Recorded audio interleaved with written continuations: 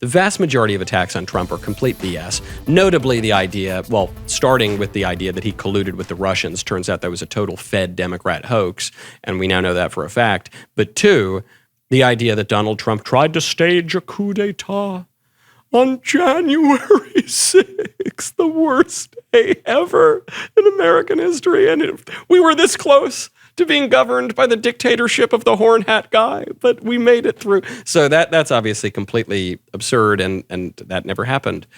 But did you catch the insurrection that did happen?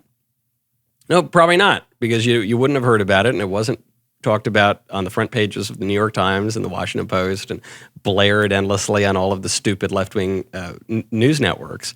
But there was, if January 6th was an insurrection, there was an insurrection in the Wisconsin State House.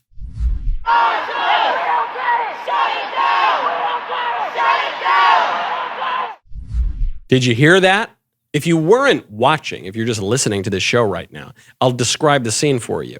It wasn't horn hat guys painted in red, white, and blue, popping cores, wearing MAGA hats. It was a bunch of left-wingers wearing pink T-shirts, Planned Parenthood T-shirts, that were chanting, "Shut it down, we don't care," all throughout the Wisconsin State House. If January 6th was an insurrection, certainly this was an insurrection too. They're explicitly trying to interfere with government business. They are saying, shut it down. Shut down what? Shut down the legislature. Shut down the government. Shut down the lawmaking process. The lawmaking process in Wisconsin's sacred temple to our democracy. No, you don't hear any of that because the libs don't care about it, because in this case, the insurrectionists are on their side. And they don't really care about our democracy or anything like that. When the libs say democracy, they just mean liberalism, progressivism, leftism, this sort of stuff that they are after. Just another reminder not to take anything about January 6th seriously at all. It's a complete political operation. The way that it's talked about is a hoax, is exaggerated to the point of really just being a fabrication. And people are still attacking Trump. They're still attacking Trump, even in that great temple to our sacred democracy. Eric Swalwell, the man who was almost president, one of the first people out of the 2020 Democrat presidential primary, who later was found out to be sleeping with a Chinese spy, who never stops stepping on rakes of his own making. Eric Swalwell tells this harrowing tale from the Capitol. Quote, "Today I gave a tour in the Capitol and was stopped by a father with his young boy. The father yelled at me, 'Hey, Swalwell,' then told his son, 'That's Swalwell. He's trouble. He doesn't back Trump.' I kept walking and felt sad for the boy. He's being raised in a cult family." In a cult family, because a Republican made fun of Swalwell and said, "We're backing the other guy. We're not backing the Democrats. We're backing." That's a cult, according to them. The people who believe that men can secretly be women and who are chopping off the genitals of children, that they're accusing other people of being in a cult because we backed the Republican who wanted to cut our taxes and let us be a little bit freer. That's what they say. And it's important. This kind of language is important. It's not a mere political disagreement here. They are delegitimizing any opposition. If you oppose them in any way, you contradict them in any way, it's not just that you're kind of wrong and we're going to fight you at the ballot box.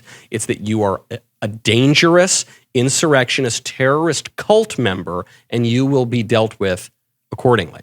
Hi, I've been meaning to send in a message for a couple weeks, and I'm finally getting around to it.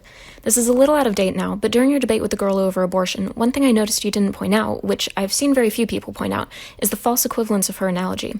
Whether it's the violin analogy or a car as she framed it, the analogy posits that allowing the natural flow of events leads to death, and taking direct action by contravening nature leads to life, where in reality, inaction leads to a living baby, and taking action directly leads to a dead baby. The false equivalence goes directly toward the pro-abortion side's deliberate reframing of pregnancy as an unnatural occurrence, like a parasitic infection that needs to be stopped. And I think a lot of people on that side would be against that if they understood where the arguments were coming from, similar to how they would be for abolishing Roe if they knew the actual impact that will, God willing, have. It's a dishonest framing, and I wish you'd pointed that out during the debate. What would your thoughts be there? My thoughts are you're exactly right.